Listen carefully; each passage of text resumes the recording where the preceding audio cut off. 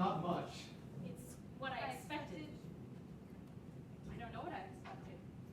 It makes me feel cheap, sordid. Do you want to leave? No, I like it. Do you? We could go somewhere else. I'm not sure. We're here now. Sorry. Why? It's just that I haven't done this sort of thing before. Nor have I. I've got this pain in My chest is pounding. Are you all right? Yes. Are you sure? I said I'm all right. You're not having a heart attack is something I couldn't cope with right now. Right now I could do with a The drink. drink would go down well. Do you want to go back? Back to the bar? No. Yes. No. Here now. Good. What would you do Because nor do I. if I was having a heart attack? What? Good. If I was having a heart attack, what would you do? I'd get help. Just that we hardly know each other. I'd help a stranger. Yes, but it would mean being found out. There would be ambulances, police. I'm not sure, but you would have to explain. But if it was a matter of life or death? I feel a little awkward. Yes, I wasn't sure. For a moment, I wasn't sure. I'm sorry. Don't be. It was a stupid thing to ask. Have you really never done this before? No. That's reassuring. Why? I don't know. I wish you had. I suppose you were an expert. It's reassuring to know that I'm not one of many. That you're special? Yes. You are. Thank you. It's all right. What we're doing is all right, Isn't it hot? Don't back out on me now. I'm not. It's just, it's been a long time since I've been with another man. You see, I'm married. I know. So am I. Happily married. Me too. I couldn't get my wedding ring off. I don't wear one. My wife would like me to, but it irritates me. My finger flares up and swells, so I don't wear one. Listen to me, I can't stop talking my mouth. I can't turn it off. Tell me to shut up. You're nervous. Yeah. A little. So why are you here? I don't know. There's something inside which is saying it's not enough. I'm a fool, but I want more. I just want more. I want to feel something. I just want to feel something. Something inside. Like when I was a kid. Something intense. Something that will make me stop. Something wrong. I just want to feel something. Anything. Because I'm numb.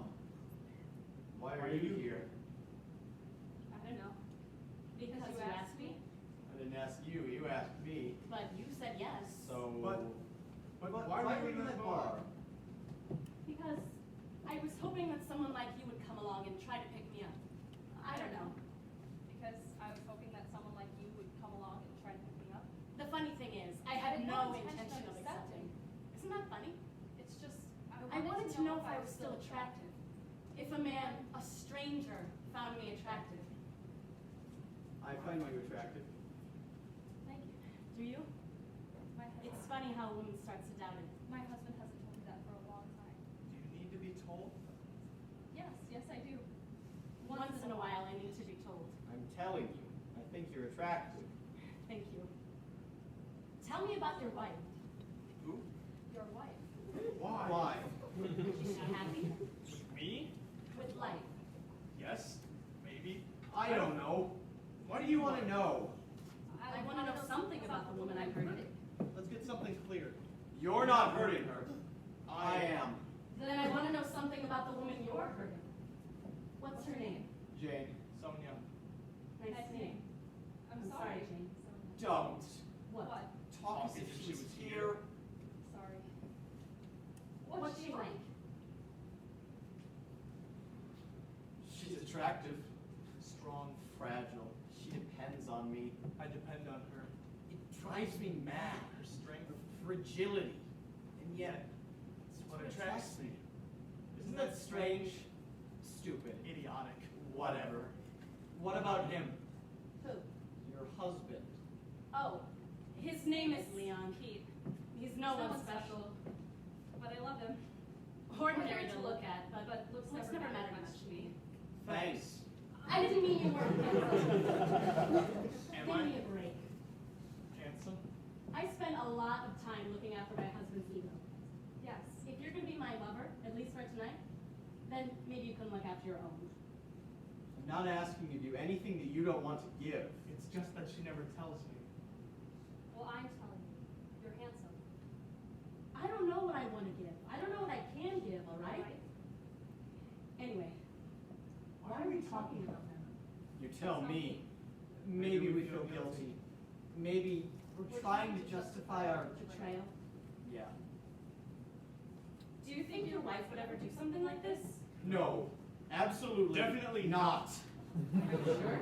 Yes, positive. I mean, maybe you don't know her. I know my wife. What about your husband? No, I don't think so. Are you sure? I don't think he has the imagination. Sonia? I suppose I should be thankful for that. Yes, I think he's capable. Isn't Isn't that a terrible thing to say?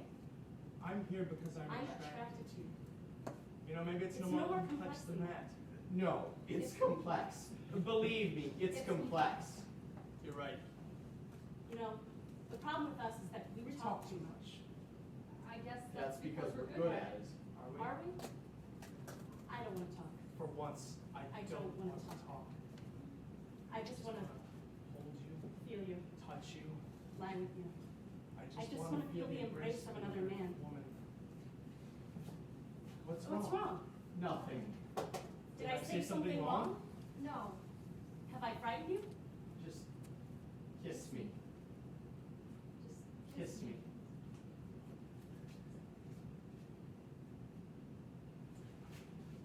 What's wrong? What's wrong?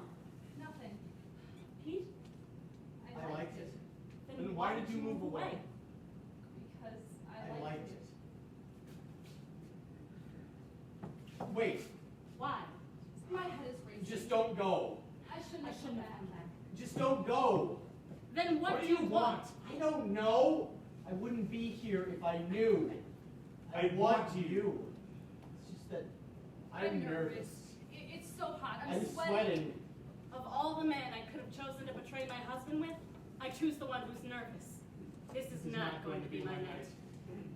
Leon, Pete. I'm I'm sorry. sorry. So am I.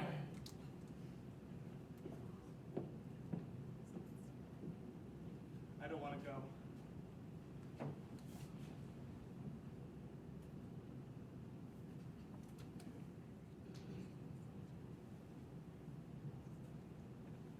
You're Go home. home. And out?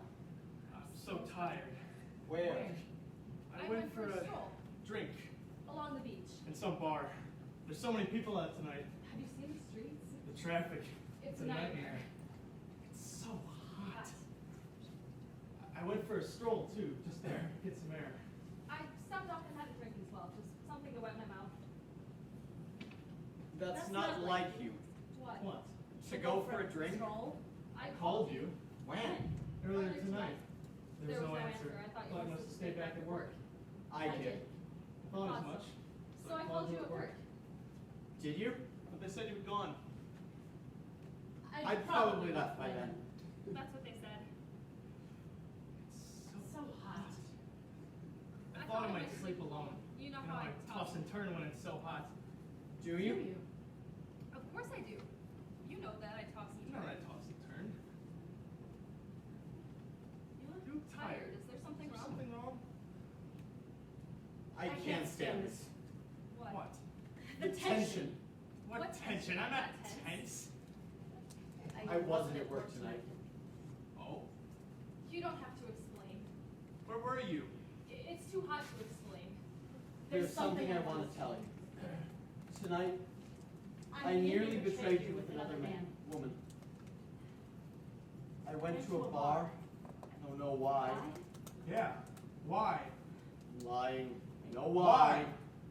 I went to pick someone up. Don't go. No, I need to tell you. I met a man. a woman. Please. His name was Pete. Her name was Sonia. I don't want to hear this. We went back to a room. Sorted? Yes, and she. Yes, sorted. What am I meant to say? Am I meant to say something? Say something. Did you fuck? Yes? No! Am I saying no? No, we didn't. I wanted to, God, I wanted to.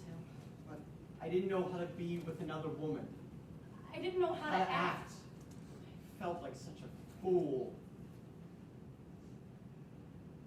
I think I frightened him. She frightened me. I was embarrassed. I didn't know how to be naked in front of a stranger. It felt like such a fool. So It's all right. Sorry. Don't Don't apologize. apologize. Please, Please don't apologize. I thought you would be angry. So did I. So, what do you want me to do? Should I leave? No. Leon. You want to You leave? wanna leave? Maybe I should. Am I not enough for you? I don't know what enough is. Wait a minute. Why did you tell me? What do you mean? You didn't have to tell me. I didn't want to deceive you. What are you trying to tell Are me? you trying to tell me it's over? Over. No. It's not that easy. Then what? I don't know.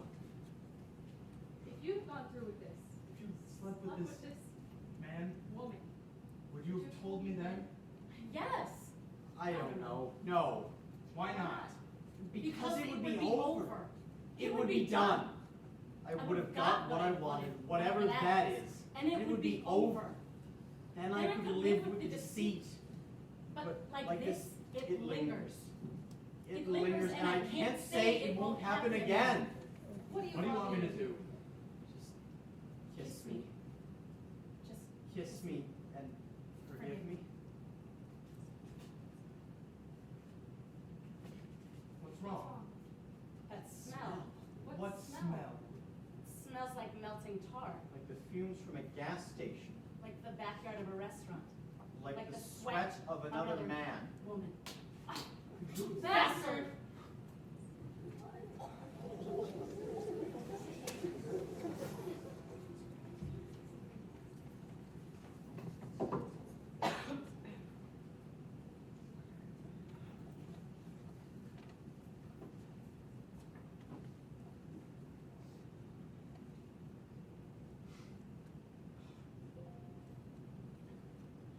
Are you all right? Yeah. Are you sure? Yeah. I get this pain in my chest sometimes. Your heart? I don't know. Could just be indigestion or an ulcer. Or a mild heart attack? Well, could be. Yeah. You see, I get a pain like that too sometimes. Yeah? Have you had it checked out? No? You? No. I've just had this really bad experience. What? Just before. Just a moment ago. What happened? I don't know what happened. I was just walking down the street, certainly minding my own business, just thinking a few things through. I passed this woman and she just started screaming at me. What for?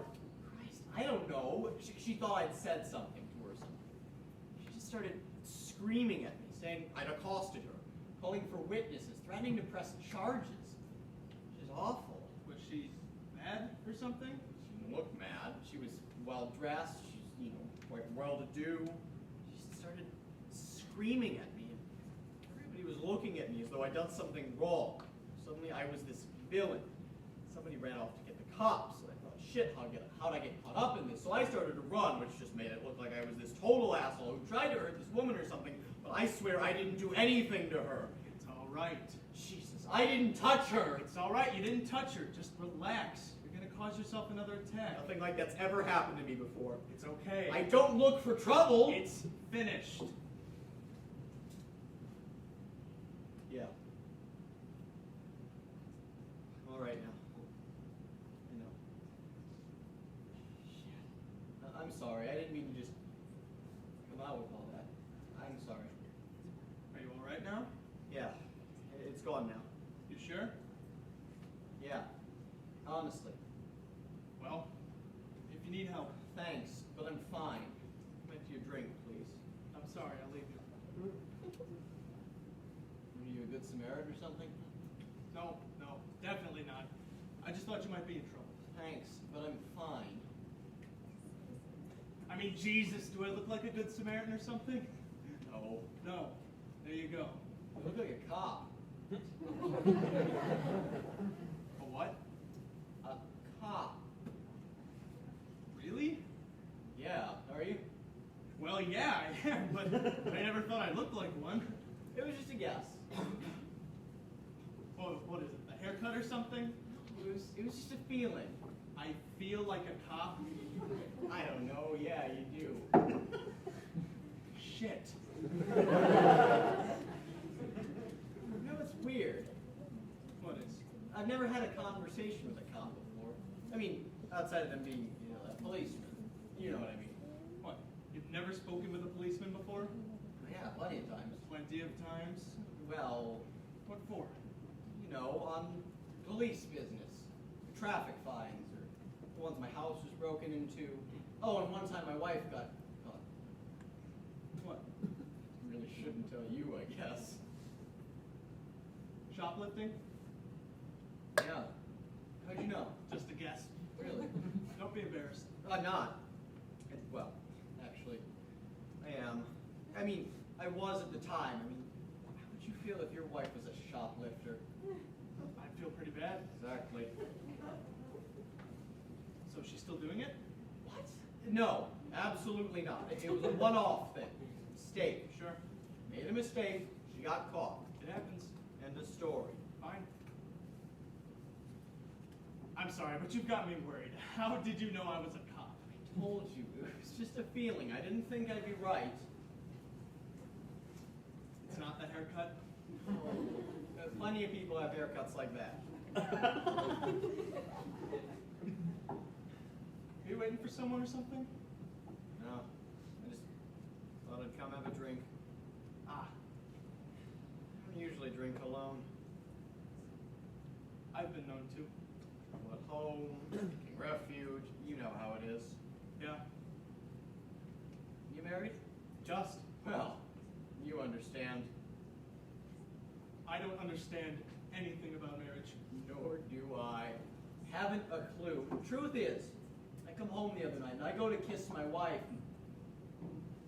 Shit. I'm sorry, why am I telling you this? It's all right. No, listen. It's kind of easier to tell these things to a stranger. There's nothing at stake. You tell me what you want to tell me. I tell you what I want to tell you. We both go away a little wiser. No loss, no shame. I've left my wife. Well, there you go. My wife's left me. Permanent? I don't know. I hope not. Well, do you still love her? Oh, yeah. I love her. I've hurt her, though, very badly. And now she's gone away. Whether to punish me or to recover, I don't know, and I've just got to wait. But I've never been very good at it. What? Waiting. And you? You love your wife? I wish I could tell you. I don't know. I'm finding it hard to forgive. What do you have to forgive her for? She, What? you know, Had an affair? yeah, that. Well, just kind of a one-night thing. I mean, I think. I hope that's all it is. I'm sure that's all it is. You? Same, except the other way around. Huh? I had the affair, or the one-night thing. You bastard. Yeah. No. Funny thing is, I nearly had one too. This really pisses me off. That she did and you didn't? That I came this close, but I pulled back, because in the end, I thought I had a reason to. Jane obviously didn't. Who? Jane. That's why I'm finding it hard to forgive. You okay? Yeah, I just need a minute. Sure? You want me to get help? No, I'm fine. It's going.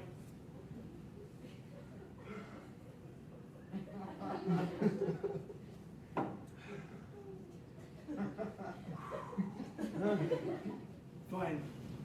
Just came and went. You should go and see someone. Yeah, so should you. You know, your wife Jane, you know this thing with the other guy? It probably didn't mean much. It's not the point. You've got to be able to forgive these things in the scheme of things. In a marriage and a lifetime, they don't mean much. Maybe not to you. People make mistakes. Maybe. Yeah, they do. People fuck up. In a marriage, you've got to be able to see people through those fuck-ups. You gotta say that. Do I? Yeah. You're in the same position as Jane. You did something really dirty to your wife. No, you treated her badly. That's just a fuck-up. That's something fundamental.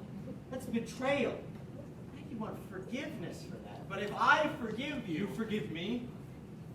If your wife forgives you, or I forgive Jane, it's just an excuse to do it all over again. No. It's like saying, hey, I understand. You're human. You're fallible. Really black and white about things, aren't you? About this I am. Yeah. You're human. You're fallible. You made a mistake. That's not a mistake.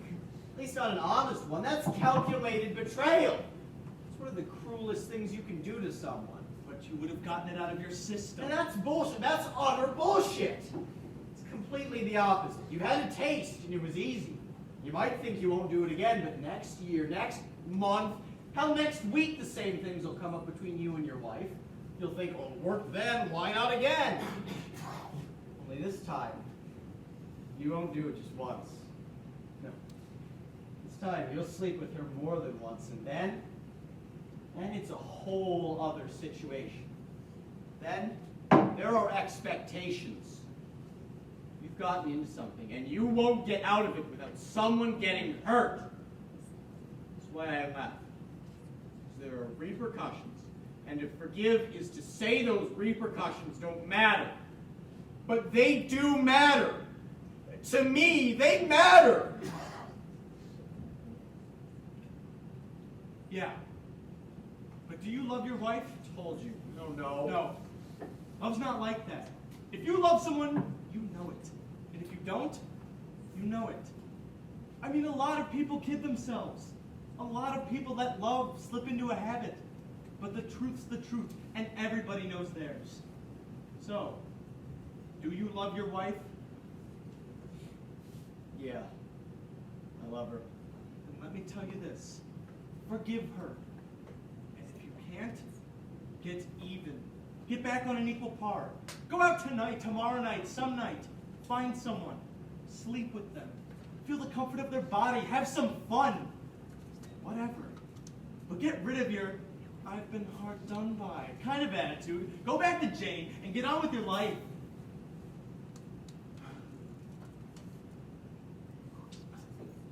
My name's Pete, by the way.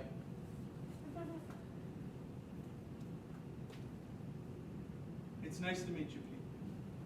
Yours?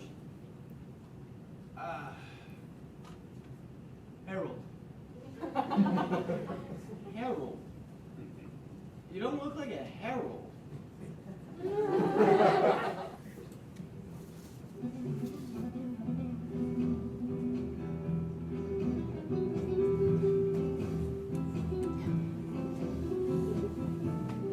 Are you curious or just rude? I'm sorry? Was I making a fool of myself? What? Dancing by myself. No. Good. On the contrary, I'm envious. See, I love to dance, I just don't have the courage to go up there by myself. That means you probably haven't had enough to drink yet. Maybe. See, I just stopped in for the one, but it tasted so good that two seemed like a good idea. And three is so close to two that you hardly notice the difference. And then four, well, it comes after three. You wish. I'm sorry. My tongue slipped beyond my control on margarita number 3. Maybe you should have stopped at number 2. Oh, that suits you. What? Disapproval? You do it well. I'm sorry. You must be somebody's mother. No, I'm not. Oh, I'm sorry. Why are you apologizing? Because you are. Am I? Sorry, it must be something women do. Yeah, when they have low self-esteem. It's an affliction. Look, I don't know what you're doing here in a place like this, but I've come here because my life is falling apart in ways that I never thought were possible. So I've come here against all of my better judgment. My stupid, idiotic better judgment to forget. Have you forgotten? Nope, the bastard is still on my mind. Ah, we have that in common. My name's Jane. Jane. That's a nice name, Jane. It's a common name, an unextraordinary name. Suits me well. You mean that? Plain Jane. You're not plain. Thanks. So, your bastard, is he your husband? That's the one. And you've left him? Does it show? You have a certain look. What? Bitter? No. Excited. Full of hope. Potential. Wasted potential. How?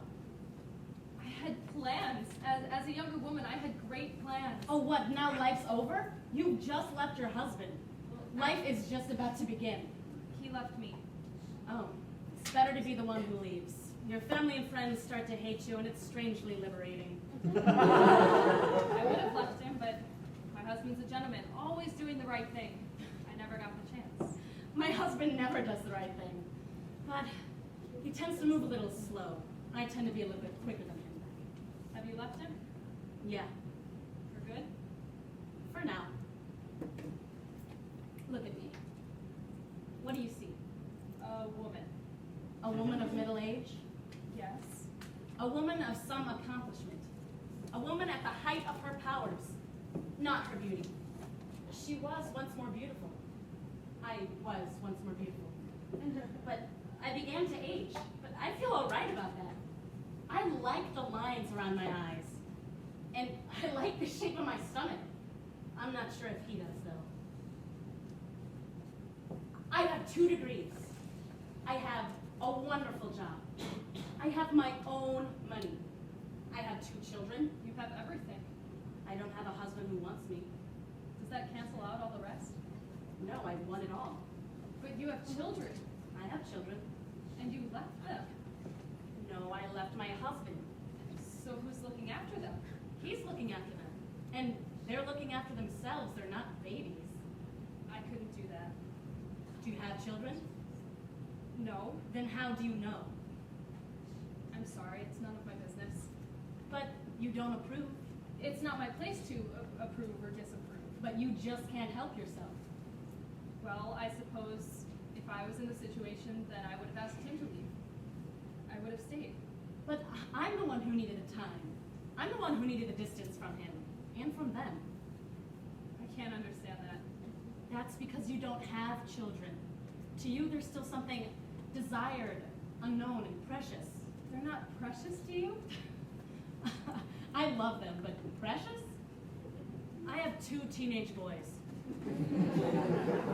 Young men, really. They eat, they sleep, they create a lot of washing. And it's good for them that I'm not there. It's good for me that I'm not there. And it's good for my husband. He may not know it, but it is. Why are you here, Jane? I don't know why I'm here. Are you looking for company? I mean, a man. I suppose I am, I just don't like to admit it. Then maybe I should leave. Don't. Please, I don't like sitting by myself. Do you mind? See, I met a man here the other night. We spent the night together, and I guess I was hoping... You might run into him again? Yeah. Did you get his number? No. Is that what you do? Well, I'm no expert, but you liked him. We had agreed it would just be a once-off thing. He's married as well. Did you get his name? Leon. And did you like him? Yes. You want to see him again? Yes. Was he good in bed? You're very direct. Not always. You can tell me, it's just us here. Was he good? Well, he made love to me like my husband used to. Once. My husband used to make love to me like that too. Once. It was... Passionate. Yes, and it was What? complete. How nice for you, Jane. And did this Leon talk about his wife?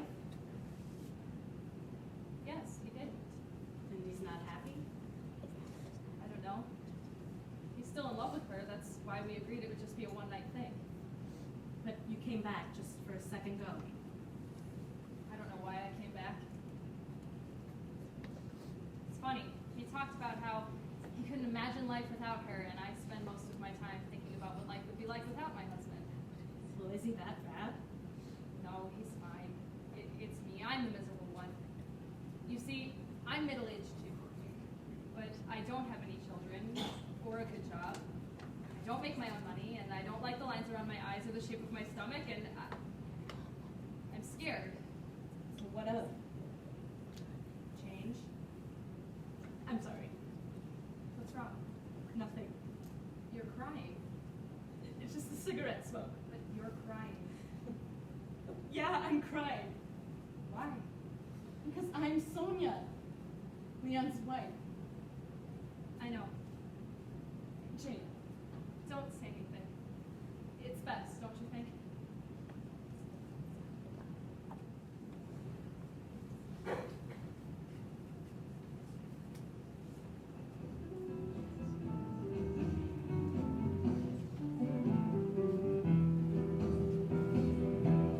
You want whiskey? Yes. You started jogging while you were away. Is that a euphemism? While I was away? Probably. Because I don't know if I'm back yet. Do you think that's wise? What? Jogging. I wanted to get fit. What for? I don't want to die. You are going to die. But I don't want to die yet. Then stop jogging. You're right. But when I was jogging, something strange happened. I did something out of character, I guess you'd say. Every morning, I would Wait, you jogged every morning? Yes, I did. Every morning I would set out from home and run down to the beach. I'd jog along the sand for a few kilometers and back again. Has the strange thing happened yet? Have some more whiskey. Along Parker Street, there was a large hedge. I know the one. Well, I'd use it as kind of a measure. I would run down its length and build up speed. It was something I did as a kid. Is this leading somewhere? I don't know. I don't know where it's leading. Do you want to hear it or not? Yes, I want to hear it. About 4 or 5 days ago, I think it was about Wednesday, I was running down this hedge and I built up this tremendous speed. I could feel the force in my body. I'd run like that since I was a boy, just completely let go. I could feel the blood pumping through my body, my muscles tightening, the veins in the back of my neck bursting. It was exhilarating. But just as I reached the end of the hedge, a man came around the corner and smack! I ran straight into it. Yeah, it was funny, but it was shocking too, like being in a car accident. And anyway, I just let forth with this most amazing torrent of abuse. You fucking idiot! Why don't you fucking look where you're going, you fucking asshole! And I don't know where this is coming from, but it goes on for, feels like weeks, but I know it was only a few seconds. But I'm screaming at this guy. And it's not because I'm angry at him, because really It was your fault. Yes, it was my fault. But I think I'm screaming at this guy not because I'm angry at him, but because I think I've lost you. I think some stupid indiscretion with the stranger has cost me the most important thing in my life. And he's right there, right in my face, so I'm screaming at him. But I notice he's cowering. He's got his hand up over his face, and he's cowering like a dog being beaten. This grown man is cowering because of me. He thinks I'm gonna hit him. So I stop and I take stock and I say, I'm sorry, are you all right? Please, let me help you. And I pull him up, and I see that I've smashed the guy's nose in. With my head. With my hard, stupid, fat head, I have broken this man's nose. There's blood all over his face. I'm sorry, are you all right? Please. But he pushes me away and says, no, I'm fine, please. And walks off down the hedge. But I can tell he's not fine. And I just feel terrible, so I follow him. He moves around the corner, and I hear him. I don't see him. I hear him as he stops and he starts to weep. He is completely broken down and is weeping. From delayed shock. Maybe, I don't know. I mean, what makes a man weep like that? A lot of things. Yeah, So what did you do? I listened. Listened? I didn't know what to say. He thought he was somewhere private. I mean, what could I say? I didn't even want to look at him. I mean, I know if I was in pain like that, I wouldn't want someone looking at me. Why not? Because You'd feel ashamed. yes. That is so stupid. No, it's not. There is nothing stupid about shame. And anyway, this guy was in deep trouble, and I couldn't touch him. I couldn't reach out to him. But I was fascinated, too. That a man could be that vulnerable and in such broad daylight. I felt appalled, embarrassed. Envious. What? You felt like weeping too. Maybe. Yeah, you felt like weeping, Leon. Yes! I couldn't bear to lose you. What? I don't want to lose you. Anyway, I waited until whatever it was subsided and I moved around the corner of the hedge. He had his hand up to his face, covering his eyes, like he was trying to keep it in or push it back down. So I looked down, I didn't want to see his face. And I noticed he was wearing the most beautiful pair of brown brogues I'd ever seen. Rose. Oh. Yes, robes. The kind my father wore. And then he took his hand away from his face and saw me. What happened? Nothing. He just turned and walked away. And I couldn't get this guy out of my head. So for the next couple of days, I kept my eye out for him. And finally, I saw him down at the beach. He was standing at the edge of the water, and I was running towards him. And I noticed he was wearing the brown brogues again. And without thinking, I stopped and I said, "Don't get your shoes wet." And he looked at me. I could tell he recognized me, but he didn't say anything. It was just this terrible silence.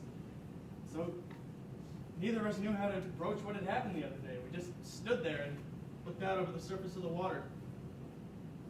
And I suddenly felt very self-conscious. I suddenly thought, what the hell am I doing here? What do I want from this guy? And it was as if he had sensed my discomfort because he started talking to fill the silence, I don't know. And he told me this story about himself and this woman he had once loved. He was going to get married, and he was the happiest guy in the world. But before they were married, she went to Europe for a short holiday. The idea was they were to be married when she got back. He would organize it all while she was away. That was the plan. So it was all set. The arrangements all made. He had gone all out. And finally, the day had arrived for her to return from the airport. So he went to pick her up, but she never got off the plane. He waited and waited, but nothing. He went home, he made calls, he tried to trace her, but there was nothing from her, just silence. And the worst part was that he didn't know what had gone wrong, whether she was in trouble or whether she just didn't want to see him again. Is that why he was crying? Well, I don't know, I didn't ask that directly. But time passed, years, and he never stopped loving her. He kept thinking it would die, his hope that she would come back, but it was the not knowing. He just couldn't let it go. It was like he was haunted by it. Home. So one day, he's on the bus to work. The bus he catches to work every day of his life, and there she is, with her head in some book. This woman who had just vanished, reading a book as though her life was normal. But it wasn't normal. Not to him, because she had this past, and he couldn't reconcile the two. Did he say anything? No, he didn't say anything, but he got off at her stop and followed her back to her apartment. He stalked her. Yes, but I don't think there was anything menacing about it. He had no right to do that. Maybe not, but he deserves some kind of explanation, don't you think? Oh, is that what he wanted? An explanation? Or did he want to punish her? No, he didn't want to hurt her. He just wanted to know why. Anyway, he went back to her place the next day, and the day after, and he started to find out all these things about her. Where she worked, who she visited, what movie she saw, what her life was like. He was stalking And her. anyway, he found out that she ate at a particular restaurant, so he got it in his head that this would be the best way to confront her, as though it was an accident. He would be eating his dinner at this restaurant, and she would run into him, and she would have to tell him what happened. So, sure enough, he was eating his dinner at this restaurant when she came in.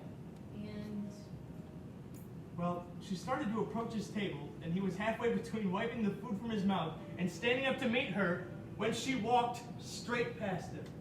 She didn't know who he was. She was the love of his life, and she didn't even recognize him. He felt so humiliated. did he say anything to her?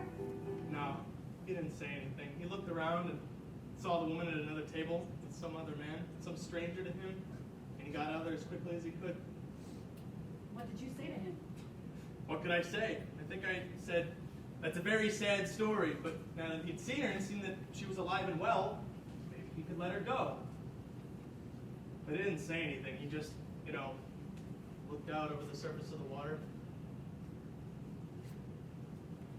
I went back to the beach the next morning, and I found his brown robes on the sand at the edge of the water.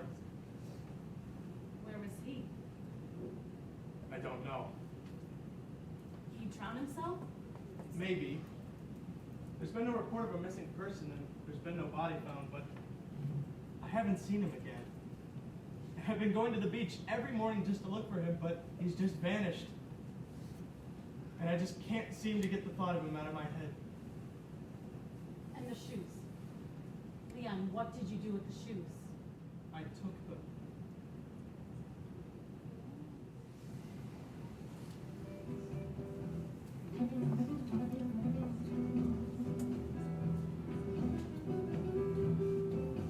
What are you doing? Dancing? By yourself? Yes. Oh. Do you want to dance with me? Well, not now. I thought so. I've been to the doctor. Why? There's something I want to talk with you about. Are you sick? No. Then what? I asked him about an operation to reverse the vasectomy. He said it's possible. If we want, it's possible. If you want. Something happened while you were away. It's not the response I was expecting. I'm sorry, but what? Why do you want kids all of a sudden? Not suddenly. I've thought about this. When? When I was away. I thought, maybe that's what we need. That's the problem. That's how we might be able to forgive each other. Something happened. What? It's hard to explain. What is it? It's too late. What are you saying? Like, I couldn't sleep. I just couldn't sleep. Me either. It's funny how you get used to the presence of a particular person in bed. No, Pete, I'm trying to tell you something. Yeah, but is it something I want to hear? No, it's not about that. It's not about what happened. It's not about you fucking this other guy. No. It's about something that happened, something terrible I've done, I think. What's going on? Well, I couldn't sleep, so I would get up, eat, have something to drink, and dance a little. Dance? Yes, I danced by myself in the living room. Uh-huh. Well, anyways, the other night, it was a Wednesday night, I was dancing, and I heard a car pull up outside, so I looked out the window, and it was that guy next door. Nick. Yes, Nick, it was Nick. Yeah, what about him? Well, he was coming home from the pub. Yeah, he goes and has a drink on Wednesday nights. I didn't know that. He told me once that that's what he does and asked me along. You never told me that. I didn't think I needed to. It's just a casual invitation. You're the one that knows them. I don't know them. I don't know Nick. You know the woman. Paula, yes, I know Paula. I've spoken to her a couple times. She's been in here for coffee and stuff. Yes, but I don't know her, not really. Anyways, I was looking out the window and the lights were off so he couldn't see me. And he got out of his car and he was holding something in his hand. What? I couldn't really tell, but it looked like a woman's shoe. I could see the shape of the heel and everything. I wouldn't have thought anything of it if he would have just turned inside. But instead he crossed the street and threw it into that vacant lot. You know the one. Yeah, across the road. Yes. And I was about to turn away from the window, not wanting to cry or get involved. It was none of my business. We had our problems, and if Nick was off seeing another woman and she left her shoe in his car, well then... What, you think Nick was fucking some woman in his car and she left her shoe? Yes, something like that. What were you doing at the window, Jane? Well, I didn't want to be there. I didn't want to see, but I just stayed for a moment longer just to watch him go inside. You were spying on him. Well, I couldn't sleep. So you started spying on the neighbors? Well, you weren't here, Pete. If you would have been here, I would have been asleep, and I would have seen none of this. So now this, whatever this is my fault. No. It's my fault that you come home one night and you tell me you've been off sleeping with some other guy. All right. So I go away, trying to work things out, and it's my fault! This isn't about that, Pete. This is about something I've done, and I need your help. All right. Sorry. So I was at the window, and I don't know, I was tired, and I was lonely, so I walked outside, and I said, hi. You what? I went outside. Jesus, Jane. Well, and he looked up, and he looked nervous, embarrassed almost. Yeah, well, you would be. And he went into this long story about how he found a dog's bone on his yard, and he didn't want his kids treading on it. So we threw it across the street, the implication being that it was one of our dogs that was responsible. That's fair enough. Probably was. But it wasn't a bone. It was a woman's shoe, and he got out of his car with it. It was dark. And you could have been wrong. Sure, I could have given him the benefit of the doubt. But as he turned to go inside, the light caught his face, and he was cut, badly cut. Cuts all over, and blood and mud. The man had mud all over his pants, and I knew something terrible must have happened. No. Something awful involving some woman. But Nick's harmless. He wouldn't do something like that. He had blood all over him. But Nick. This isn't about Nick, Pete. This is about me, you and me. I sat up all night. I wanted you so badly, and you weren't here.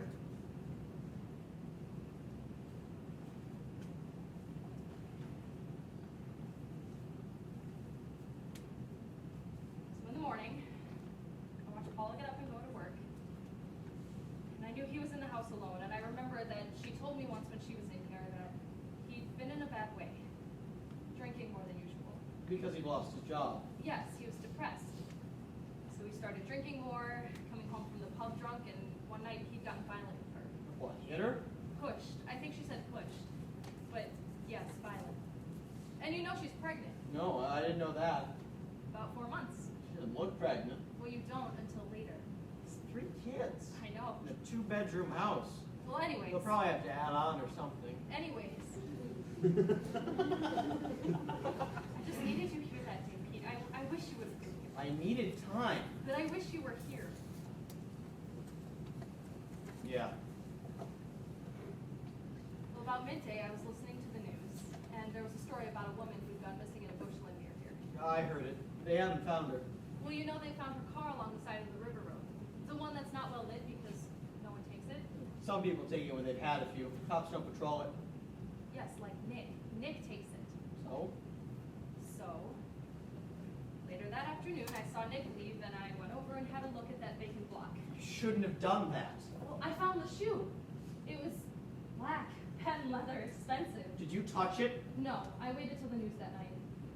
You know, I thought the woman would show up and she'd be wearing both her shoes. Nick could go on living his life, I could go on living mine, and everything would be fine.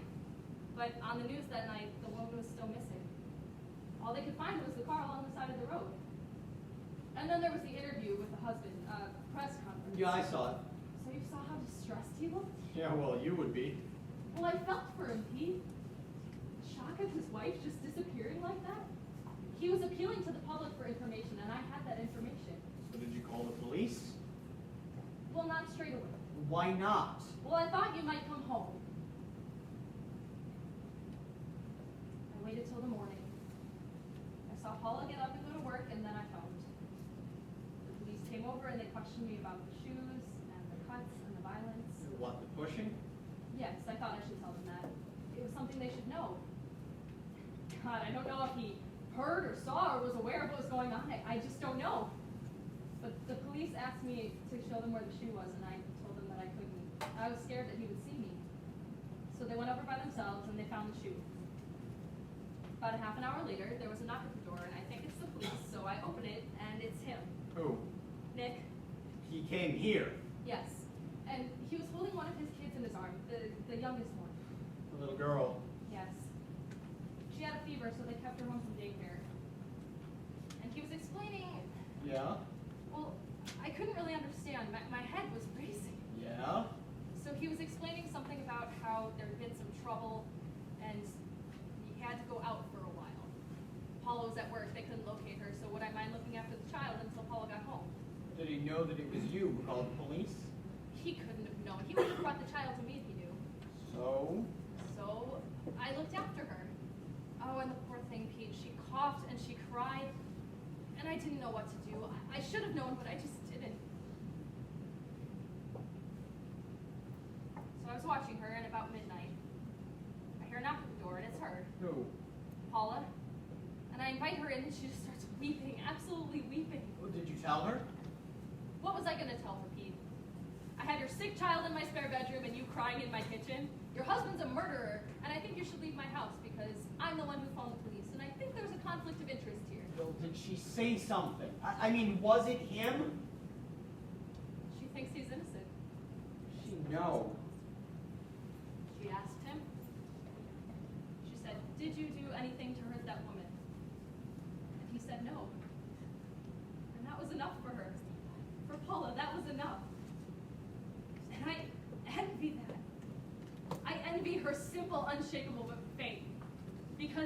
you were in that situation, accused of murder, and the evidence was overwhelmingly stacked against you, I think I would need more than a simple no to feel reassured. But that should be enough, Pete. If things were right between you and me, that would be enough.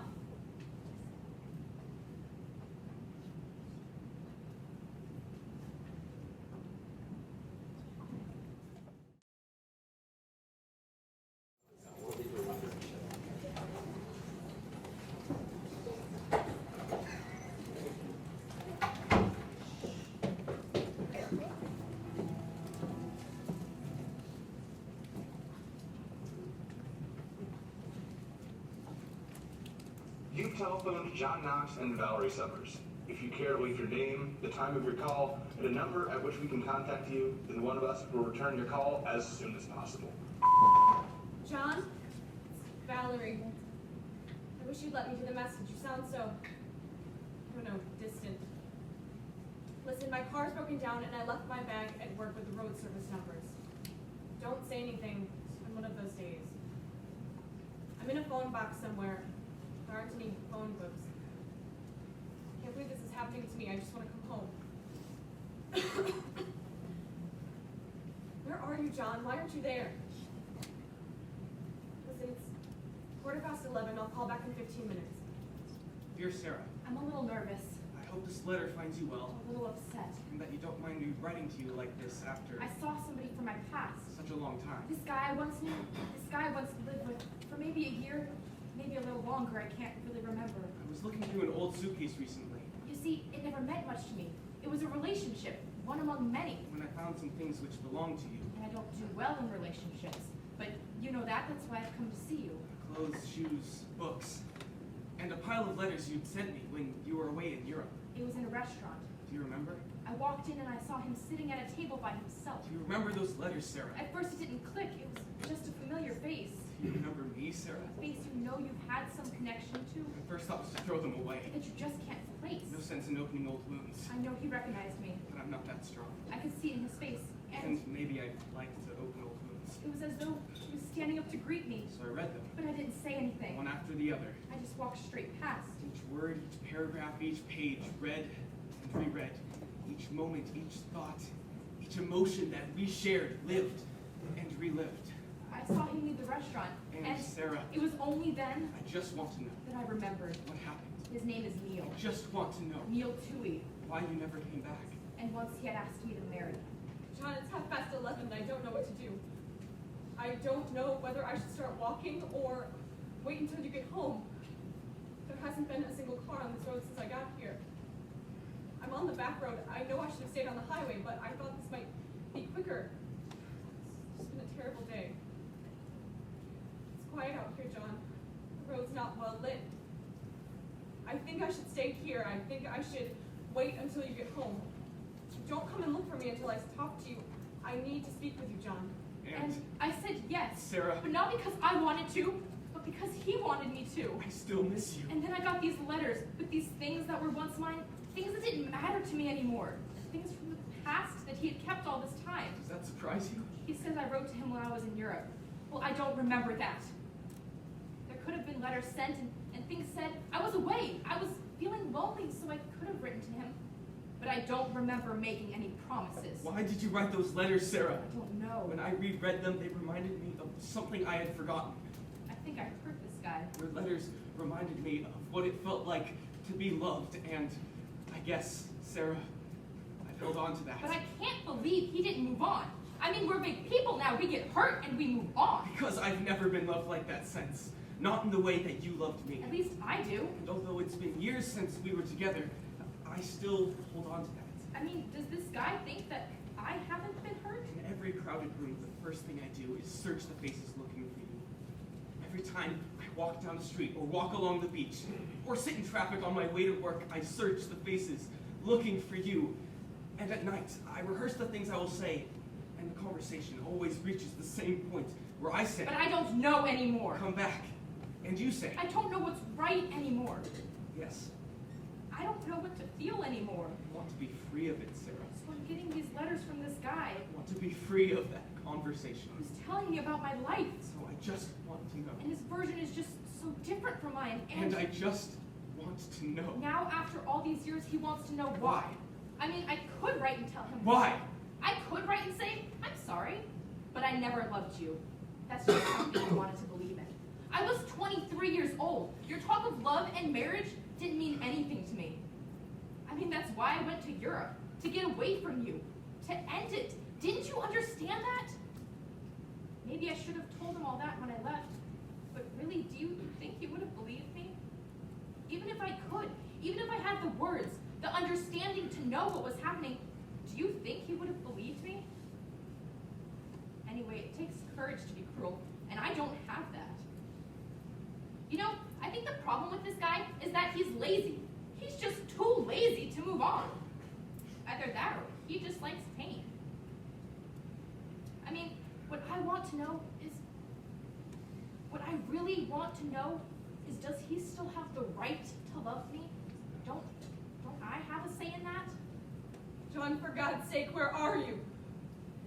It's 11:45 and I'm cold, I'm tired, and I'm scared, John. I just want to come home. There's this woman I'm seeing, client, not handling her well.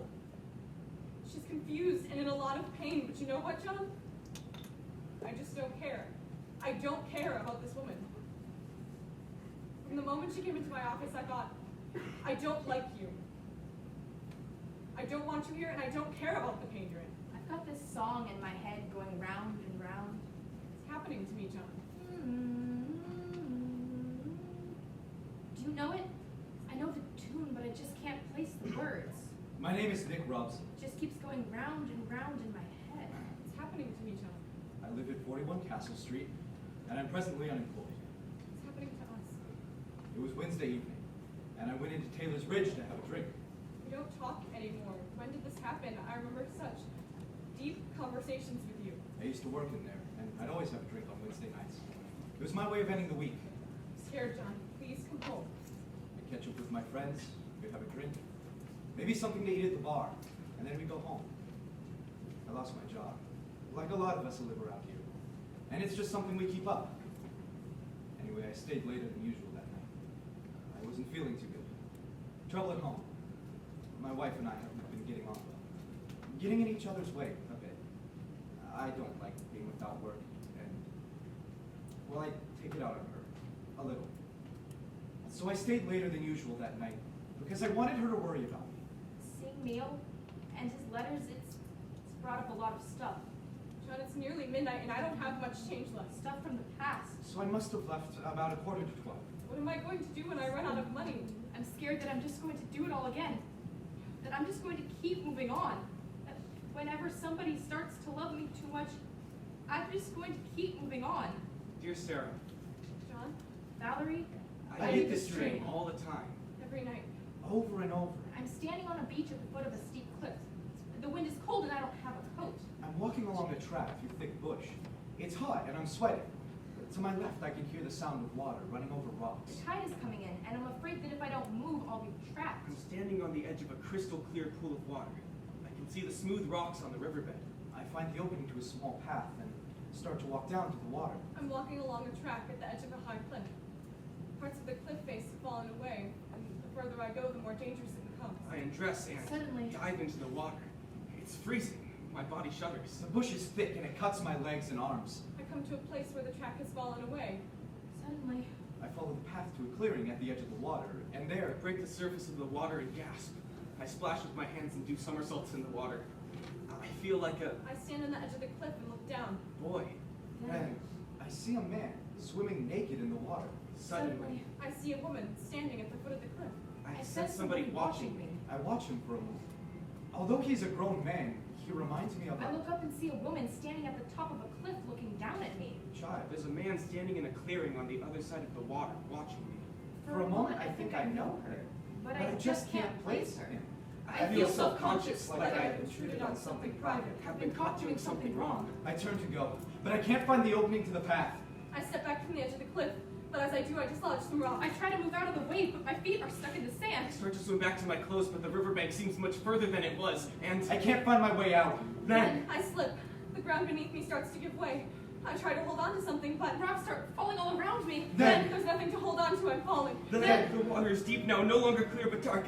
I can't see the bottom. I'm swimming as hard as I can, but the shore seems to be further and further away. I feel something brush against my leg. Then I wake up.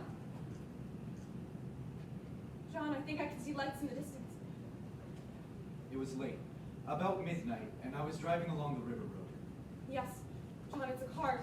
It's going to be all right. It's a car. I'll wave them down and get a lift.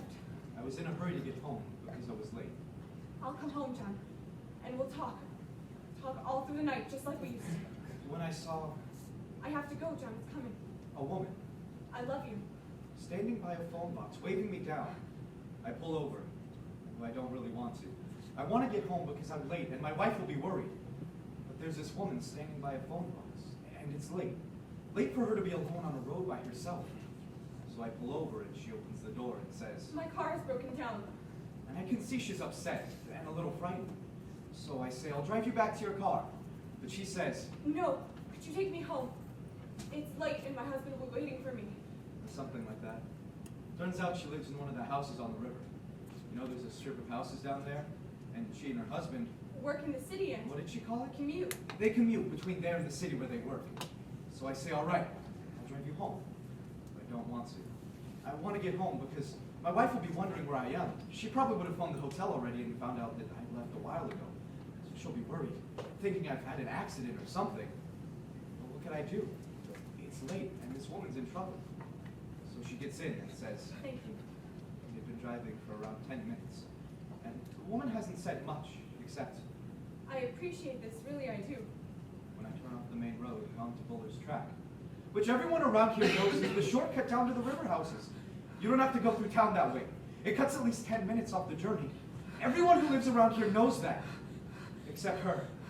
She doesn't know about it because she and her husband, I've only lived here a few months and no one must have told them about the shortcut down Buller's Track.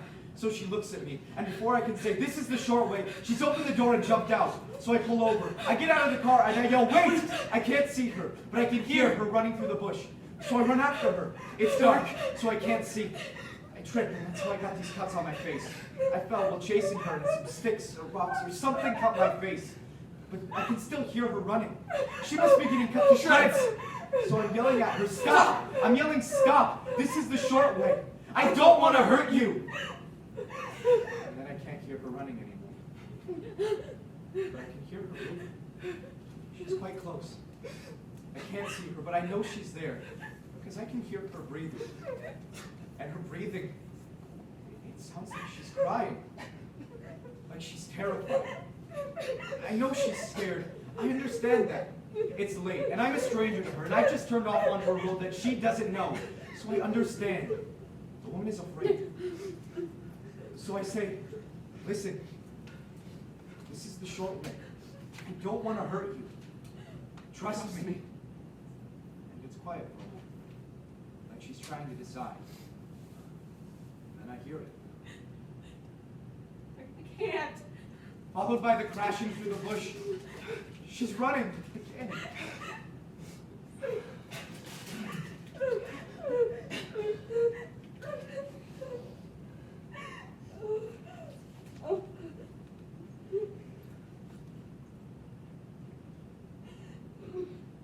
Dear Sarah, I'm standing in the bush. It's pitch dark and it's late. And I'm thinking, how did this happen? I just wanted to help the woman. there's this guy at work. And I thought there's nothing more I can do. She'll just have to find her own way home. I don't know him very well. He's just always been this guy at work. Someone to nod to. I made my way back to the car, and as I was driving, I'm thinking how this is going to look. And the other day, he starts talking to me, and he tells me this story. What am I going to say to my wife? What's she going to think about the cuts on my face and the mud on my pants? And I start to get angry at the woman, because I think she's caused me a lot of trouble. He knows this guy. It's a friend or brother or something. And this guy was running late one night. I get home and I pull into the driveway, and I'm thinking, what am I going to say to my wife? And when I open the door, I notice there's something on the floor of my car on the passenger side. And when I look closer, I see it's her shoe. The woman has left her shoe in my car. He was trying to phone his wife to tell her he was running late, but she wasn't home, and he just kept calling and leaving messages on the answering machine. And then I thought, what am I going to do with this shoe? How is this going to look? Anyway, he gets home at about midnight, and she isn't there. Which is strange because it's late, and he was expecting her to be home. So I take the shoe and I walk across the road. And I'm not thinking too clearly now. Just that there's this woman's shoe that I don't want, and that I shouldn't have.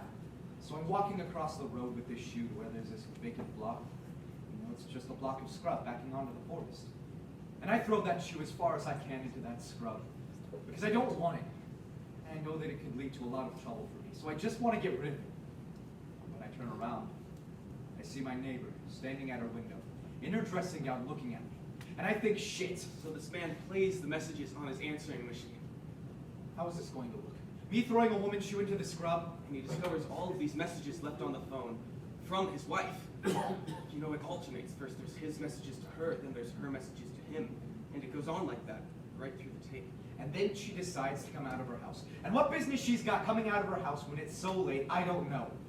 I've barely spoken to the woman before. Just nodded occasionally. Like a good neighbor.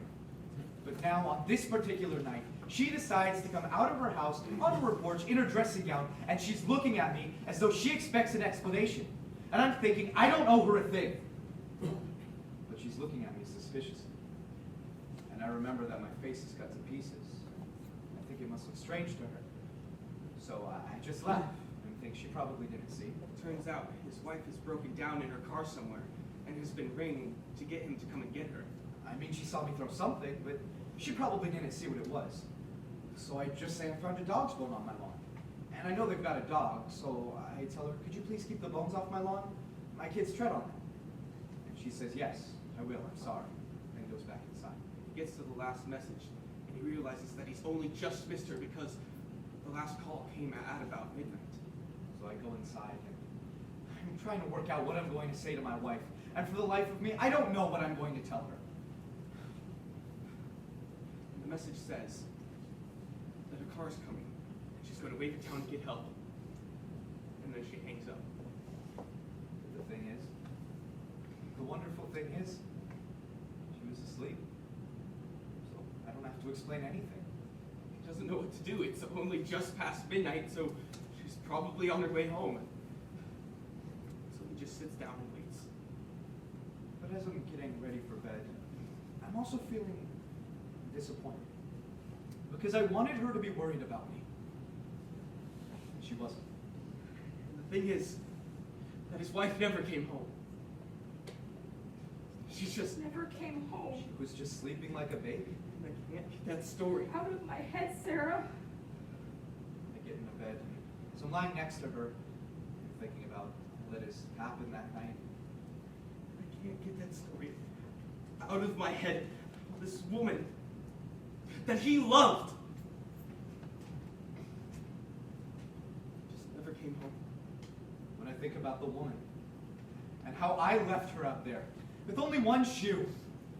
I never found the woman, sir. She just disappeared. They've arrested some guy, though, because his neighbors saw him. Throwing a woman's shoe into the bush on the night she disappeared. I can't get that story. Out of my head. I want to see my wife now. This is my last letter. I want to see my wife. Goodbye, Sarah. Eternally yours. Neil Tilly.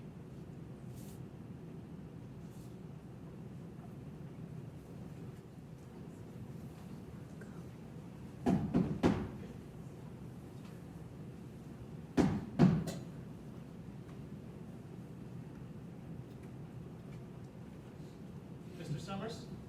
No, Knox. My wife's name is Summers. My name is John Knox. I'm sorry, I knocked. I didn't hear. The door was open. Come in. My name is Leon Zatt. I'm with the police department. Yes. Your wife's car has been located, Mr. Knox.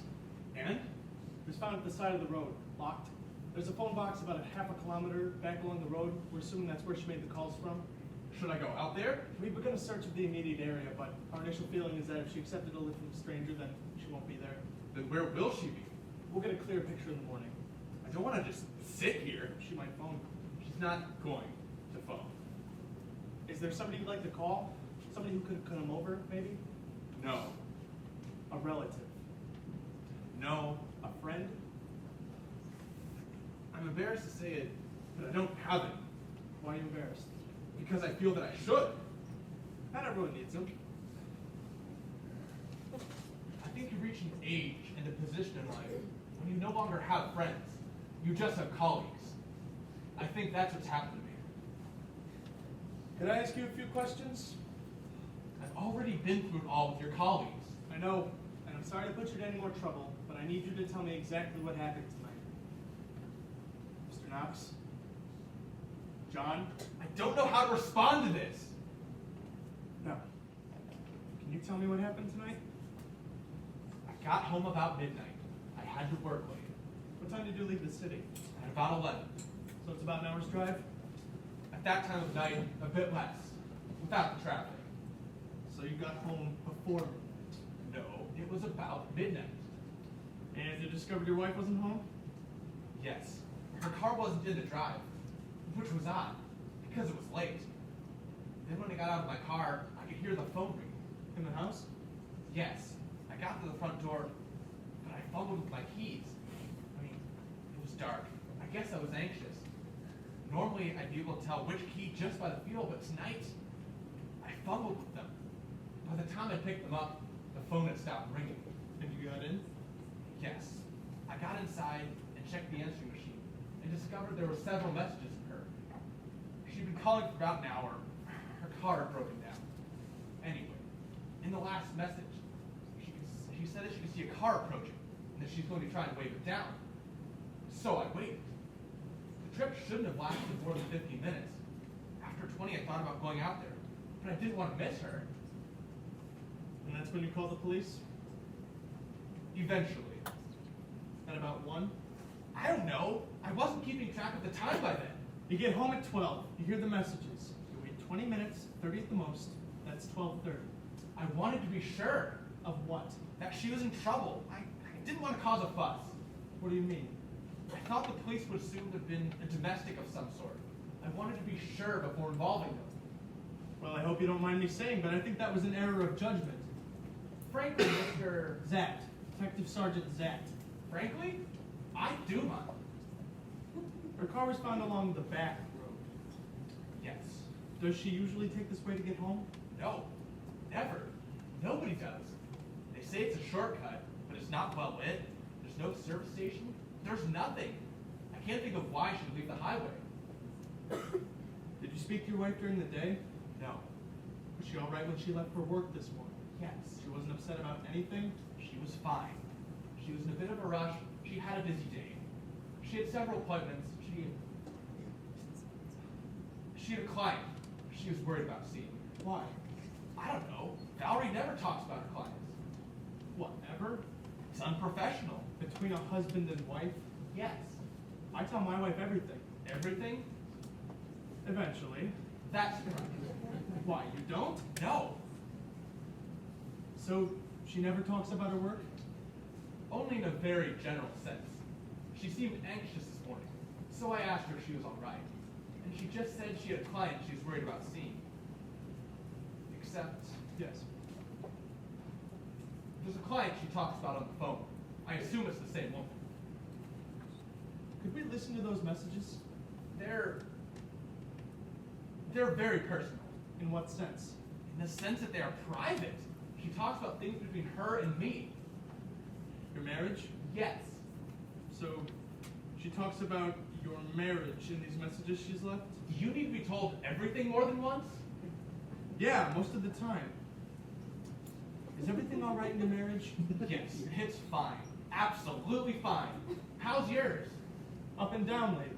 I'm sorry to hear that. Look, I'm not meaning to pry. I'm just trying to get a sense of your wife's emotional state. Right now, I'd say her emotional state is pretty bad, wouldn't you? I'm sorry. I'm going out of my mind here. I can understand that. Can you?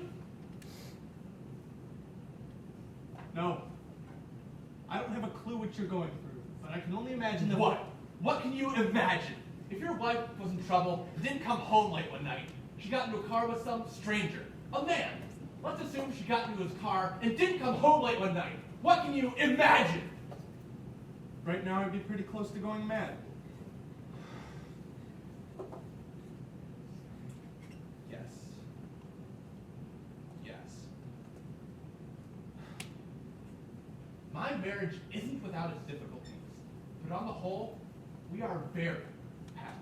Well, I respect your privacy, but you understand, don't you, that I need to listen to those tapes?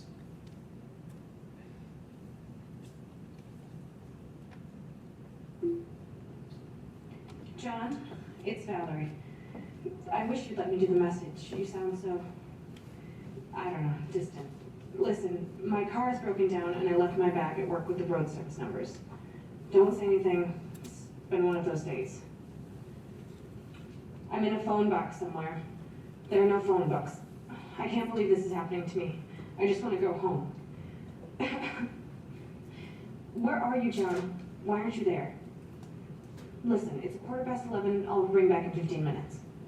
I'm scared that I'm just going to do it all again. That I'm just going to keep moving on. That whenever somebody starts to love me too much, I'm just going to keep moving on. Is that what's happening with the man you're seeing now? Yes. Do you love him? Is it hard for you to answer that question? I've always felt ambivalent about being loved. Does he love you? He's very detached. He makes no declarations. It suits me. Why? Because then I don't need to make any in return. I don't want to be needed.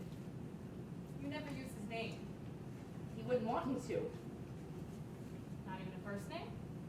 It's a matter of discretion. He's married. Yes. John, it's 11:30 and I don't know what to do. I don't know whether I should start walking or wait until you get home. There hasn't been a single car along this road since I've been here. I'm on the back road. I know I should have stayed on the highway, but I thought this might be quicker. I just wanted to get home. What's the matter? Nothing's the matter, Sarah. Is there a problem with the time? I'm sorry. I just need to keep track of the length of the session. You don't say much. What do you want me to say? I want you to say what you think about what I'm telling you. I'm still finding that out. Well, what are you finding out? I think the letters are interesting. I think that they're indicative of a pattern in your life. I think that you form attachments to men, you invite their dependence, and then you engineer the means so that you can abandon them. I'm not that manipulative. I didn't say you do it consciously. Well, I'm not responsible for what I do subconsciously. Why not? Because I have no control over that. Nevertheless, I think that's what's happened with the man who's writing you these letters. You invited his commitment, you nourished that, and then you abandoned him. You left him wanting you. That's a position of power. And in your relationship, Sarah, above all else, you need to feel powerful. Don't you? John, for God's sake, where are you? It's 11:45. I'm cold, I'm tired, and I'm scared, John. I just want to come home. You need to feel that you're in control. Yes. Otherwise, This must be difficult for you, John. I get hurt. yes. I'm all right. Loving someone is about surrendering to them. Is it? It's about mutual surrender. Are you talking about your marriage now? How did you know I was married? I assumed. It's strange, that's all. She sounds so close. Like I could reach out and touch her. There's this woman I'm seeing. A client. I'm not handling her very well. This is it. I get the sense that you don't like me. Do you need me to like you? Well, I would have thought that if you were going to help me, you would need to like me. I don't agree. I think that I can only help you if I remain as objective as possible. Whether I like you or not is completely separate to that. But I want you to like me. From the moment she came into my office, I thought, I don't like you. And I don't care about the pain you're in. The most important element between therapist and client is trust, not friendship. I don't think that you know how to trust Sarah. I think something or someone in your past has damaged you and you've lost the ability to trust. What's happening to me, John? What's happening to us? We don't talk anymore. When did that happen? over such deep conversations with you. And now you've taken refuge with a man who can't give himself entirely to you. I'm scared, John, but I'm losing you. Because he has another, Have I lost you, John? his wife. Do you want to stop for a bit? No. Have you stopped loving me, John? No. Because I feel that something has been taken from me. The thing is, Valerie, I think about her all the time. I've become so curious to know her, to understand this hold she has over him. He wants to leave her, even though I tell him that's not necessary, not on my account. But every time he summons up the courage to leave, she engineers some sort of crisis, which then forces him to stay. It's kind of harsh. Why? Well, I would assume that from her point of view, she would naturally feel his withdrawal and try to cling to what she feels belongs to her. Does he belong to her? Does he belong to you? No. I'm seeking the kind of relationship where ownership isn't the point. I'm talking about the basic act of trust that forms the basis of any relationship. This is what she feels is being withdrawn and naturally what she clings to. But I'm not responsible for that. Aren't you? No. I just think that you've made a number of assumptions about this. Why are you defending her? I'm not defending her, Sarah. Yes. I just think that you've made a number of Assumptions. Yes, and that they need to be challenged. Why? Why do they need to be Because challenged? you have to take responsibility for what you're doing. You can't just sit on the sidelines and watch the relationship spoil without acknowledging your role in that. And I'm not passing a judgment here. Aren't you? I'm talking about your emotional health. You're not going to get better. I'm not even sure if You're not going to get better. I'm not even sure if I'm sick. Until you can acknowledge. Am I sick? Am I sick, Valerie? Yes, you're in pain. Do you think that she knows about you? What do you think? You have to stop making me the subject here. It's another form of defense. I think she knows. Has he discussed it with her? No. And how would she know? She would sense it. It would depend on how good he is at deceiving her. Or how good she is at deceiving herself. John, I think I can see lights in the distance. Doesn't he leave her? He says she's not well. They're headlights, John. It's a car. It's going to be all right. He said he adored her. What? I'll wave it down and get a lift. I'll come home and we'll talk this through. Once, he said that he adored her. And now? She's fallen. From? Her pedestal. And he's placed you on that pedestal? Yes. In her place? Yes. Did she fall or was she pushed? I have to go now, John. It's coming. I love you. Are you okay? What? I was just asking if you're okay. What do you want me to say? That I'm not okay? Yeah. Well, I'm not, okay?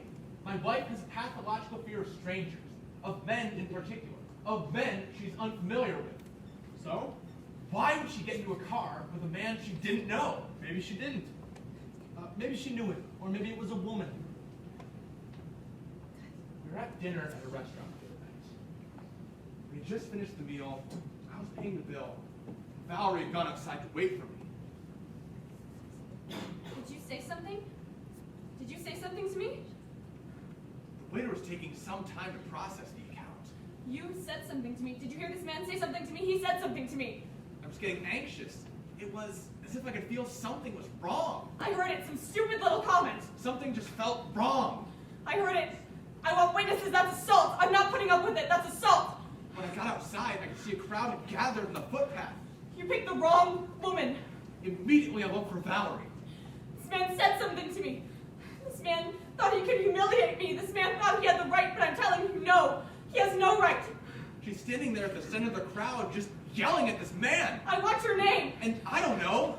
I want your name. I don't know if he'd done anything or not. I demand your name. Valerie! I immediately pushed through the crowd and I grabbed her! She started to scream, so I hold her until her eyes settle back. And she sees that it's me. We just stand there like that for some time. Until the crowd had moved on.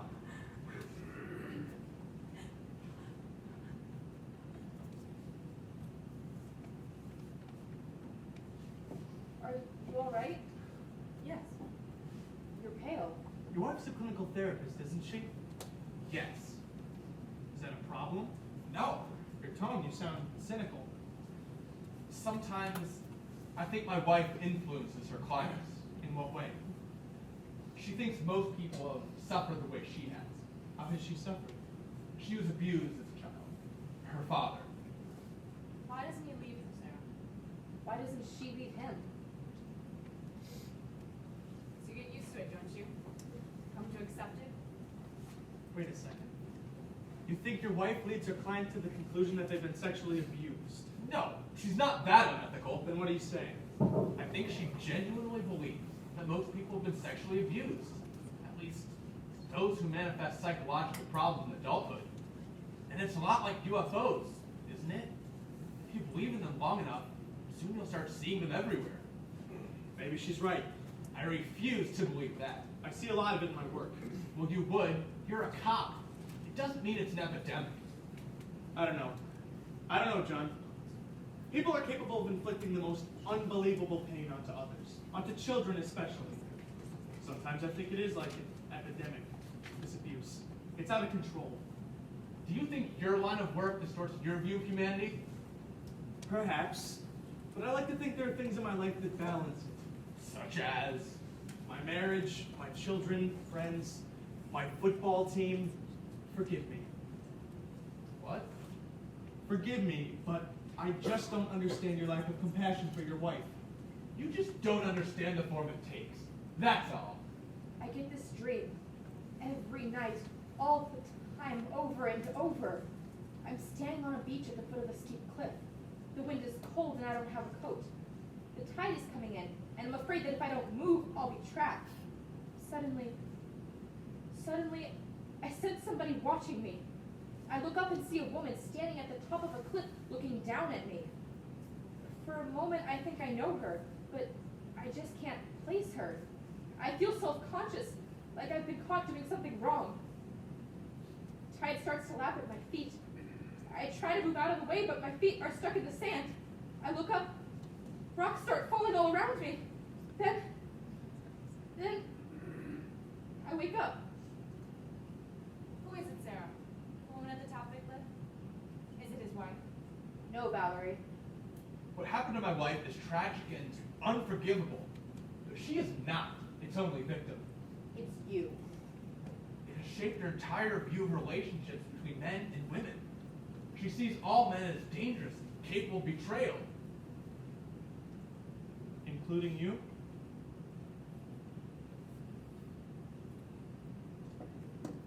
Yes, I would think so. Where were you tonight, John? I was with a woman. Your mistress? That's a very old-fashioned word. Is there a word you feel more comfortable using? No, there's no word that's comfortable for it. Does your wife know about her? I don't know. I don't think she knew that I was... Betraying her? Was I betraying her? Or was I just fulfilling her expectations? Have you never cheated on your wife, Leon? No. Never desired that? Yes, of course. But you've never acted on that. No. I suppose you have the right to feel morally superior. But don't judge me. Not yet. Think ill of me later, because what I have to say now are things that are real now. Deep things that have been left unsaid for far too long. What, John? I didn't hurt her. When? Tonight. I didn't hurt her tonight. I have wished ill upon her in the past, but not tonight. No, something to end it. Like a car accident or something. Jesus. Something to end it. To solve it. Why not just leave her? It's not that simple. Sure it is! Why not just leave her and let her live some kind of normal life instead of hoping that she crashes her car into some tree? What kind of cowardice is that? There, now you feel morally superior. Yeah, a little. Our marriage stopped being based on love a long time ago. At least in terms which you might understand. Honesty, loyalty, fidelity. Is that how you describe love, Leon? Yes. So did we once. And passion. Yes, passion. I mean, not all the time. You lose it, but it comes back. I have always felt very passionately towards Valerie. Passionate loving and passionate loathing. They're not all that different. Bullshit! Bullshit! Are you in love with your wife, Leon? Yes. You said that very quickly. That's because I meant it. But you sounded defensive. Look, I'm not saying there weren't deep feelings between Valerie and I. There are. But they are so complex. How do you leave a woman who's been so hurt and is convinced that it'll happen again? Whose entire marriage is based on that fact, and is just waiting for it to happen again? You just end up wanting to defy that. To prove that much wrong, at least. You just want to right the wrong. Not only for your own sake, but for humanity's sake. What happened, John? What happened tonight? You were with this woman? Yes. This woman I love. I was with her. This woman who is not my wife. I was with her while my wife was calling me for help from some phone box. Did you see Valerie tonight? No, I didn't. I left the city about 11. I got home about midnight. Her car wasn't in the drive, so I knew something was wrong. It was dark, so I fumbled with my keys. By the time I got open to the door, I could hear a voice inside the house. They're headlights, John. It's a car. And for a moment, I thought she was there, in the house. Valerie? It's going to be all right. It's a car. And then I look over, and I see it's the answering machine. I'll wave them down and get a lift. So I start to move towards the phone, I have to go now, John. but I hesitate. It's coming. I don't pick up the phone, I love you. and then I hear her hang up. I let her go. I let her hang up. And then I knew that she would never come back home again.